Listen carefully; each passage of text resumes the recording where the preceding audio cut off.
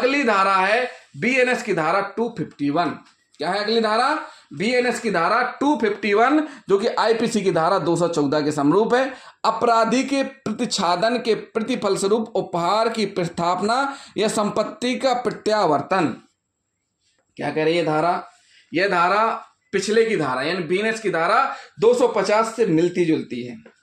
पहले की धारा बीएनएस की धारा 250 के अनुसार किसी अपराधी को दंड से बचाने के लिए उपहार या भेंट लेना अपराध है, जबकि इस धारा में बीएनएस की धारा 251 के अंतर्गत इस प्रकार उपहार भेंट की प्रस्थापना ऑफर करने वाले व्यक्ति को दंडित किए जाने का प्रावधान है। जो ऑफर करता है उसको दंडित किया जाएगा। पिछली धारा में ले रहा है उसको दंडित, इसमें जो ऑफर कर रहा है उसको दंडित किए जाने का प्रावधान है। इसके लिए आवश्यक 2 तथ्य कौन से हैं?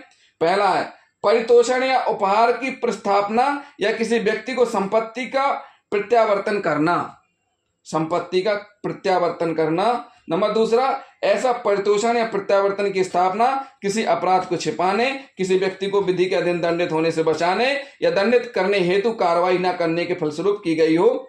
इस धारा के अंतर्गत अपराध के लिए भी अपराध घटित होना आवश्यक है। इस धारा के अंतर्गत अपराध के लिए भी अपराध का घटित होना आवश्यक है। केवल इस संभावना के आधार पर कि छिपाए जा रहे या दंड से बचाए जा रहे व्यक्ति ने अपराध किया होगा, इस धारा को लागू नहीं किया जा सकेगा। मोहम्मद असलम बनाम राज के मामले में अभियुक्त जो एक ओवरसियर था के विरुद्ध यह आरोप था कि उसने एक झूठी मास्टर रोल तैयार करके सरकारी रकम का दुर्विनियोग किया तथा उसके खिलाफ कार्रवाई से बचने के लिए किसी अधिकारी को रिश्वत देने का प्रयत्न किया गया। क्या किया गया? रिश्वत देने का प्रयत्न किया गया। तो उसके विरुद्ध आईपीसी की धारा 165A और आईपीसी की धारा 214 के अंतर्गत अभियोजन चलाया गया, परंतु पर्याप्त साक्ष्य के अभाव में उसे आईपीसी की धारा 165A के आरोप से दोष मुक्त कर दिया गया। न्यायालय ने विनिश्चित किया कि मामला संदेहास्पद होने के कारण अभियुक्त को आईपीसी की धारा 214 के अंतर्गत दोष सिद्ध किया जाना भी न्यायोचित नहीं होगा, अतः उसकी दोष मुक्ति कर दी गई।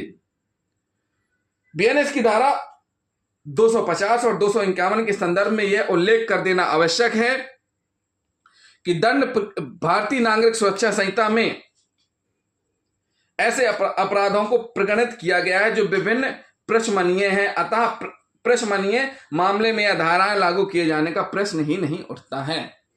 तो साथियों, ये हुई बीएनएस की धारा 251, अपराधी को प्रत्याच्छादित के फलस्वरूप उपहार की प्रस्तावना या संपत्ति का प्रत्यावर्तन करना है। जो व्यक्ति ऑफर दे रहा है उसको सजा का प्रावधान किया गया है। तो इसमें सजा का प्रावधान क्या है? बिल्कुल ऊपर जैसा ही है कि अगर जिस व्यक्ति ने यानी आरोपी ने ऐसा अपराध किया है जिसमें मृत्युदंड से दंडनीय सजा का प्रावधान है और उसकी तरफ से ऑफर दिया जा रहा है संपत्ति प्रत्यावर्तन, संपत्ति देने का, रिश्वत का, तो ऐसी स्थिति में 7 वर्ष तक का कारावास, जुर्माना दोनों से दंडित किया जाएगा। नंबर दूसरा बी क्या कह रहा है? अगर जिसने ऐसा अपराध किया जिसमें आजीवन कारावास 10 वर्ष तक की सजा का प्रावधान है, फिर ऑफर दिया जा रहा है किस चीज के लिए? किसी अपराधी को बचाने के लिए उपहार दी जा रही है या संपत्ति का प्रत्यावर्तन कराया जा रहा है, तो ऐसी स्थिति में 3 वर्ष तक का कारावास, जुर्माना दोनों से दंडित किया जाएगा। नंबर सी क्या कहता है इसका? 10 वर्ष से कम सजा जिसमें है यानी 10 वर्ष से कम दंड से दंडनीय अपराध जिसके द्वारा किया गया है, फिर उसकी तरफ से उसके द्वारा किसी प्रकार का ऑफर दिया जाता है किस चीज का?